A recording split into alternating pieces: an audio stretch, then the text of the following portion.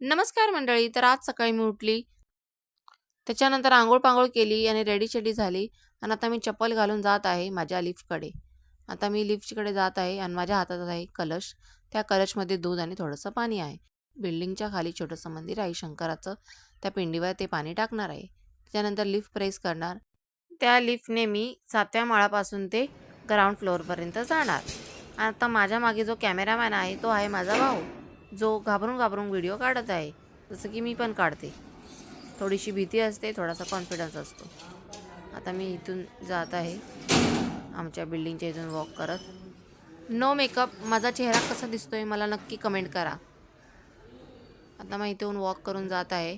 आमच्या बिल्डिंगमध्ये खूपच जास्त घाण आहे. हे सगळ्या गोष्टी तुम्ही इग्नोर करा. परत अगेन आता इथून वॉक करून जात आहे. आता ते मंदिर आलेलं आहे.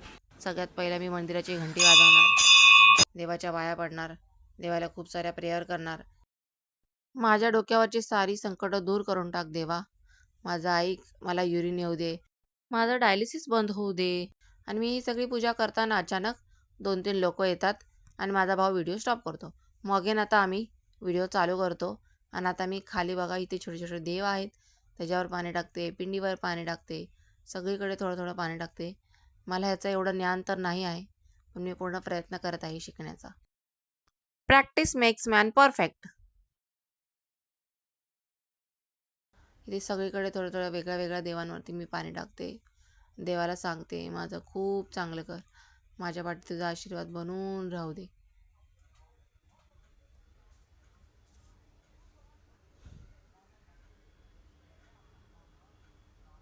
आजच्या पाण्यामध्ये दूध पण होतं. मला मोका भेटला दुधाचा द्यायचा, म्हणून मी दूध पण टाकलं.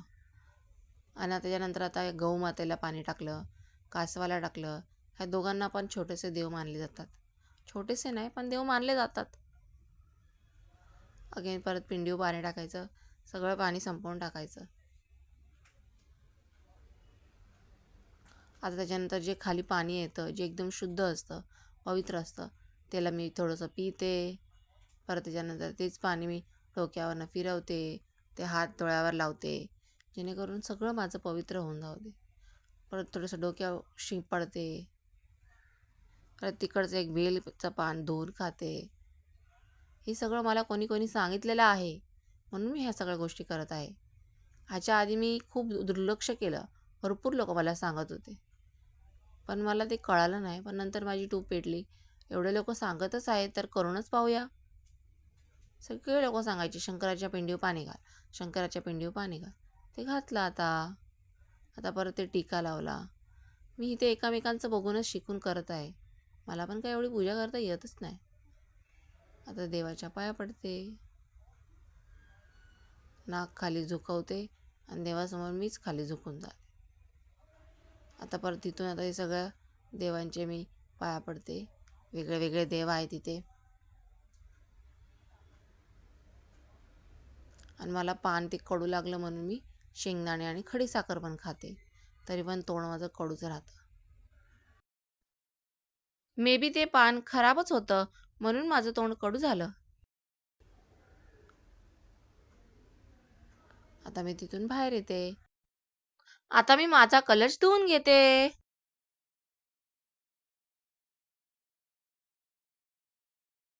परत मी देवळात येते आणि देवळामध्ये मी एक गोष्ट विसरलेली होती. टाळ्या वाजून शंकर देवाला बोलवायचं असतं की य तू मला भेट दे. तर आता मी टाळ्या वाजून घेतल्या आणि आता ही मस्ती करत आहे डमरूशी.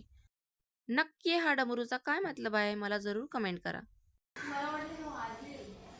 असं मला वाटतंय ह्या डमरूचा मतलब असा आहे की भूतांना दूर पळवायचं. आता मी कलश घेऊन घरी जात आहे. Bye bye, love you all. Follow करायला विसरू नका. उद्या भेटूया पुढच्या व्हिडिओत.